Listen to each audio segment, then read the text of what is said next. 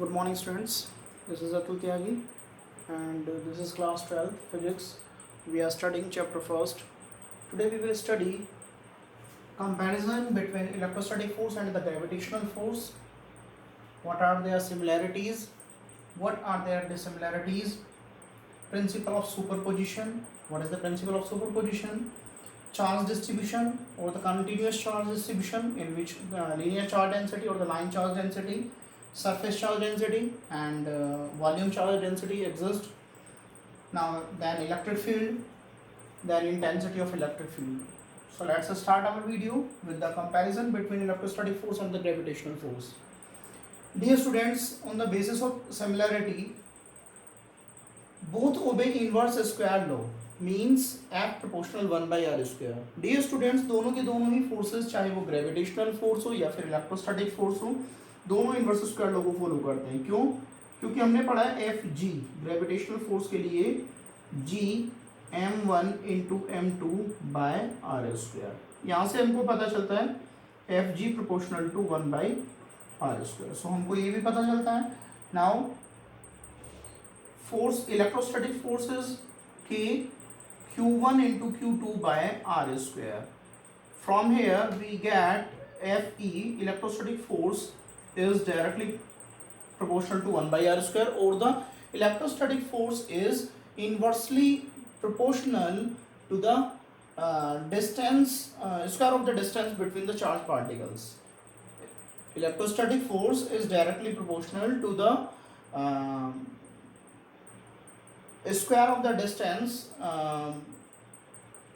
inverse of the square of the distance between the charged particles. Okay, or we can say electrostatic force is inversely proportional to the square of the distance between charged particles. Okay, so from both of we get that is F proportional to 1/r square, that is this. Okay, now both are proportional to the product of masses or charges.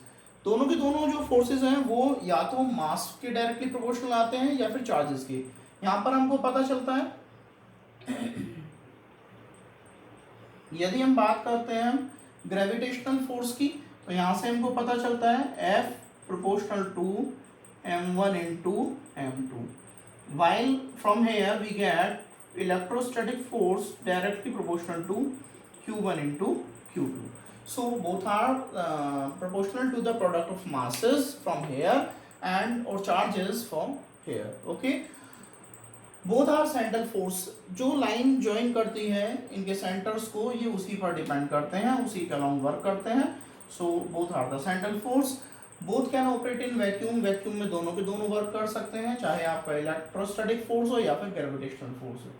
Dear students, second point is dissimilarities. यहाँ तक तो हमने बात की इन दोनों forces में, electrostatic force और gravitational force में क्या क्या समानताएं हैं, सिमिलरिटीज हैं. Now we are talking about the dissimilarities और द एक तरह से डिफरेंस. ओके, या फिर असमानता बोल सकते हैं आप. Electrostatic force is much greater than that of gravitational force. Electrostatic force is much greater than that of gravitational force. Dear students, ये 10 to the power 36 times greater होता है ग्रेविटेशनल फोर्स से. कौन? Electrostatic force. इलेक्ट्रोस्टैटिक फोर्स जो होता है हमारा, वो ग्रेविटेशनल फोर्स से, इलेक्ट्रोस्टैटिक फोर्स ग्रेविटेशनल फोर्स का 10 to the power 36 times stronger होता है. ठीक है, बहुत बड़ी वैल्यू है. यानी कि 1 के आगे 36 जीरो लगाएंगे और तब ग्रेविटेशनल फोर्स से मल्टीप्लाई करेंगे, तब जाकर हमें इसकी रफ वैल्यू मिलेगी. किसकी? इलेक्ट्रोस्टैटिक फोर्स की. ठीक है. नाउ इलेक्ट्रोस्टैटिक फोर्स कभी अट्रैक्टिव हो सकता है तो कभी रिपल्सिव हो सकता है. क्यों? क्योंकि ये डिपेंड करता है चार्जेस की नेचर पर. बट ग्रेविटेशनल फोर्स हमेशा ही अट्रैक्टिव होगा, ये कभी भी रिपल्सिव नहीं होगा. Next, electrostatic force depends on the nature of medium between the two charges, while gravitational force does not depend on the nature of medium between two charges. Electrostatic force जो होता है वो डिपेंड करता है जो charge particles हैं उनके बीच में जो इंटरवेनिंग मीडियम है उस पर डिपेंड करता है. क्योंकि के की वैल्यू आपने देखा है डिफरेंट प्लेसेस पर डिफरेंट मिलेगी. बट ग्रेविटेशनल फोर्स में ऐसा नहीं है, उसमें वो मीडियम पर डिपेंड नहीं करता है. आपने देखा होगा जो universal gravitational constant capital G होता है उसकी वैल्यू हमेशा कांस्टेंट रहती है, that is 6.67 into 10⁻⁻11 newton metre square पर kilogram square.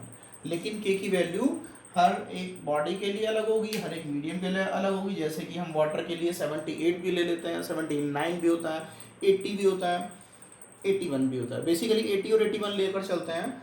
Still 25 degree Celsius पर यदि हम बात करते हैं, मैंने कल आपको वीडियो में बताया था 25 डिग्री सेल्सियस पर वाटर के लिए हम 76.5 लेकर चलते हैं के की वैल्यू, ठीक है।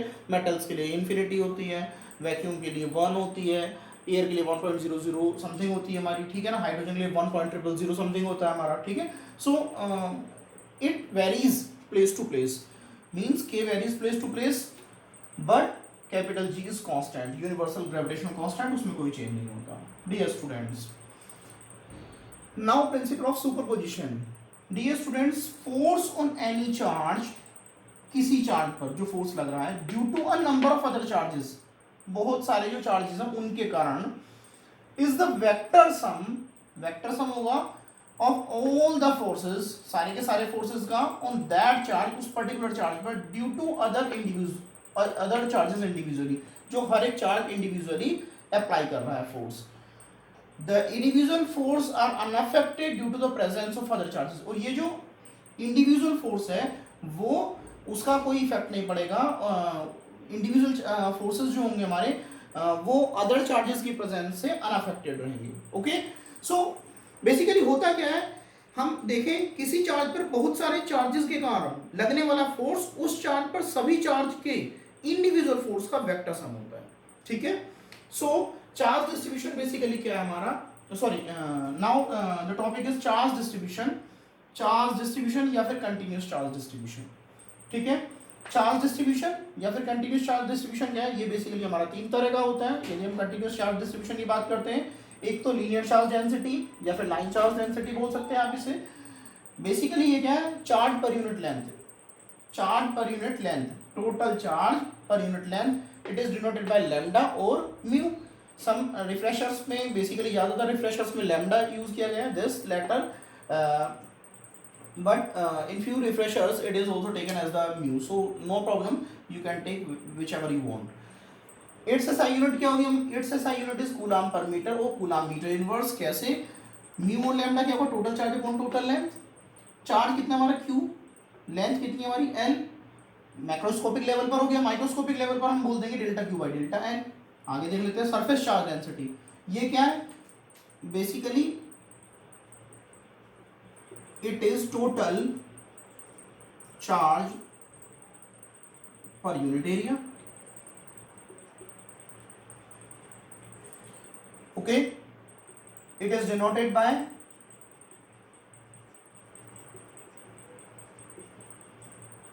Greek letter sigma, small sigma होता है, कैपिटल सिग्मा ये होता है, और ये स्मॉल सिग्मा होता है, ये कैपिटल होता है हमारा और ये स्मॉल होता है। ओके, सो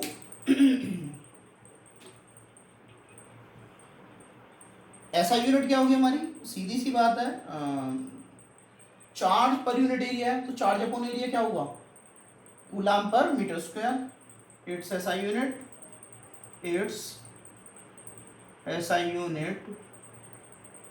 इज कूलाम पर मीटर स्क्वायर, ठीक है, क्लियर है। और हम कह सकते हैं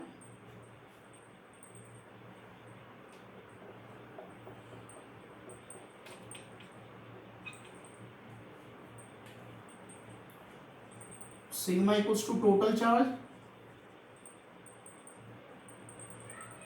upon total area, total charge upon total area, that is q by a। कुछ रिफ्रेशर्स में s लिख लेते हैं, इससे कोई फर्क नहीं पड़ता, और माइक्रोस्कोपिक लेवल पर ले तो delta q upon delta a। Okay dear students, take a screenshot so that I can proceed further. आप लोग इसका एक छोटा सा स्क्रीनशॉट ले लीजिए, ताकि क्योंकि मैं फिर इसे आगे बढ़ाऊंगा और इसमें से कुछ चीज़ें रब करने जा रहा हूँ। ओके। अब आता है हमारा सरफेस चार्ज डेंसिटी के बारे में हम स्टडी कर चुके हैं, तो आता है volume charge density.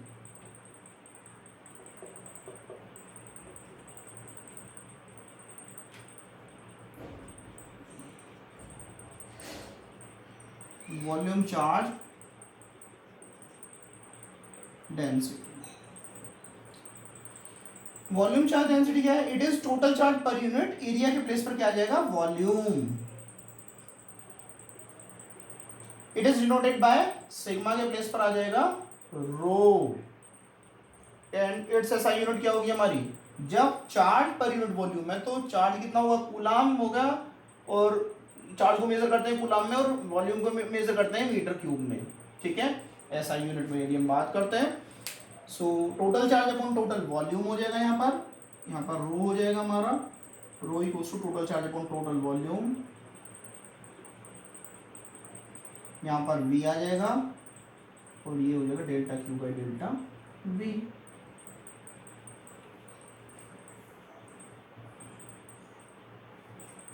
Okay, dear students, now electric field. It is the space around a charge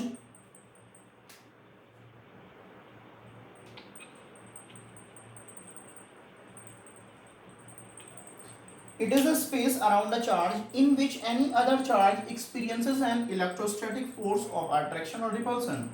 It is the space, ये एक space है around a charge, किसी चार्ज के चारों ओर, in which any other charge experiences, जिसमें जब कोई हम दूसरा चार्ज लेकर आते हैं तो क्या एक्सपीरियंस करता है? एन इलेक्ट्रोस्टैटिक फोर्स, एक इलेक्ट्रोस्टैटिक फोर्स, कैसा? Whether it may be attraction, attractive भी हो सकता है, एंड और द रिपल्सिव, और रिपल्सिव भी हो सकता है। समझिए, जब किसी चार्ज के चारों ओर का जो फील्ड होगा, किसी चार्ज के चारों ओर का स्पेस, किसी चार्ज पार्टिकल के चारों ओर का स्पेस जिसमें कोई अदर चार्जेस कोई फोर्स एक्सपीरियंस करे, कोई इलेक्ट्रोस्टैटिक फोर्स एक्सपीरियंस करे, चाहे वो अट्रैक्टिव फोर्स हो या फिर रिपल्सिव हो, डिपेंड करेगा वो चार्जेस के नेचर पर। यदि दोनों चार्जेस की नेचर सेम होगी तो वो रिपल्सिव होगा, और डिफरेंट नेचर के होंगे तो वो अट्रैक्टिव होगा। सो किसी चार्ज के चारों ओर का वो स्पेस जिसमें कोई अदर चार्ज कोई फोर्स एक्सपीरियंस करता है, इलेक्ट्रोस्टैटिक फोर्स एक्सपीरियंस करता है, और वो इलेक्ट्रोस्टैटिक फोर्स कैसा है? अट्रैक्टिव भी हो सकता है या रिपल्सिव भी हो सकता है, वो उसका हम इलेक्ट्रिक फील्ड उसे बोलते हैं। हम उस चार्ज के अराउंड जो स्पेस क्रिएट हुआ है उसे हम उसका इलेक्ट्रिक फील्ड बोलते हैं। डियर स्टूडेंट्स, जो कॉन्सेप्ट थी हमारी इसकी चार्ज की, वो माइकल फेराडे ने बताई थी। So it is a notable point. Now intensity of electric field. Intensity of electric field at given point is defined as, ध्यान से समझना, यहां से अंडरलाइन कर लेते हैं हम, the electric force on unit positive charge placed at that point। किसी भी इलेक्ट्रिक फील्ड में दिए हुए कोई पॉइंट है, ठीक है, किसी भी इलेक्ट्रिक फील्ड में यदि कोई पॉइंट है तो होगा क्या? बेसिकली इलेक्ट्रिक फोर्स जो लगेगा यूनिट पॉजिटिव टेस्ट चार्ज पर उस फील्ड में, उसे हम उसका इलेक्ट्रिक फील्ड इंटेंसिटी बोलते हैं, और the intensity of electric field बोलते हैं। इतना थोड़ा सा यदि आपको ऐसे लग रहा है कॉम्प्लिकेटेड, तो आप ऐसे याद कर सकते हैं, the electric force on unit positive charge placed at that के प्लेस पर यहां पर क्या लिख लेंगे आप? The electric force on unit positive charge placed in any electric field is known as its intensity of electric field. आप ऐसे भी एक्सप्लेन कर सकते हैं, ऐसे भी लिख सकते हैं, ठीक है? ये एक वेक्टर क्वांटिटी है, और इसकी डायरेक्शन क्या होगी? क्योंकि एक वेक्टर क्वांटिटी है तो इसकी डायरेक्शन क्या होगी? जो फोर्स इस पर अप्लाई हो रहा है उसकी डायरेक्शन होगी, वही डायरेक्शन हमारी इंटेंसिटी ऑफ इलेक्ट्रिक फील्ड की होगी। जो फोर्स की डायरेक्शन होगी वही इसकी डायरेक्शन होगी। ओके, इसकी ऐसा यूनिट क्या होगी? अभी बताया, फोर्स पर यूनिट चार्ज। फोर्स पर यूनिट चार्ज क्या है हमारा? Electric force on unit test charge बोल दिए, या फिर आप electric force on positive charge बोल दिए, या फिर इलेक्ट्रिक फोर्स ऑन चार्ज बोल दिए, नो प्रॉब्लम। तो जब फोर्स अपॉन चार्ज आ रहा है तो फोर्स का ऐसा यूनिट क्या होता है? न्यूटन, और चार्ज का क्या होता है हमारा? कूलाम। तो न्यूटन पर कूलाम हो गया, या न्यूटन कूलाम इनवर्स कह सकते हैं। तो ऐसा यूनिट क्या होगी? न्यूटन पर कूलाम। और ये किसके इक्विवेलेंट होता है? वोल्ट पर मीटर के इक्विवेलेंट होता है, ठीक है? इसे हम किससे डिनोट करते हैं? वेक्टर ई से रिप्रेजेंट करते हैं, और इसका डायमेंशनल फॉर्मूला होगा mlt-3a-1। क्यों होगा समझ लेते हैं जरा। देखिए, इलेक्ट्रिक फील्ड हम मैग्नीट्यूड में लिख रहे हैं F/Q। ओके, क्योंकि हमारा क्या है, हमारा इलेक्ट्रिक फील्ड हमारा एफ फोर्स पर यूनिट चार्ज हो गया हमारा। तो यहाँ से हम लिख सकते हैं डायमेंशनल फार्मूला, यदि हम इसकी बात करते हैं ई की, तो हमारा आएगा डायमेंशनल फार्मूला फोर्स का क्या होता है हमारा, यदि हम डायमेंशनल फार्मूला ई का निकालते हैं तो फोर्स का होगा M L T minus two by charge का क्या होता है हमारा M current into time, that is A T. तो हम ऐसे लिख सकते हैं M L T minus two by A T. यहाँ से हमारा आएगा एम एल टी ऊपर चला जाएगा माइनस थ्री हो जाएगा, M L T minus three, और ए ऊपर जाएगा A minus one, M L T minus three A minus one. Okay, so इसके बाद यहाँ पर देखना है आपको, ये जो दो लाइन दिख रही है ये है हमारी, यहाँ पर एक बड़ा सा एरो लगा रखा है मैंने। Suppose the test charge q naught, ये हम कंसीडर करके चल रहे हैं। Suppose the test charge q naught experiences a force F vector F at point P. किसी पॉइंट पी पर कोई चार्ज क्यू नोट है जो फोर्स एक्सपीरियंस कर रहा है, कितना, वेक्टर एफ। तो इलेक्ट्रिक फील्ड इंटेंसिटी जो उसकी होगी वो कितनी होगी, electric field then the electric field intensity vector E at that point is given by vector E equals to vector F upon Q naught. Okay, और इसके बाद फिर ये है हमारा, ये वाली लाइन है हमारी, यहाँ पर एक बड़ा सा एरो लगा हुआ है। यदि हम माइक्रोस्कोपिक लेवल की बात करते हैं तो vector equals to limit Q naught tends to zero और vector F upon Q naught. ध्यान रखना ये हमारा वैनिशिंगली स्मॉल है चार्ज जो है हमारा, ठीक है। Okay dear students, that's all for the day.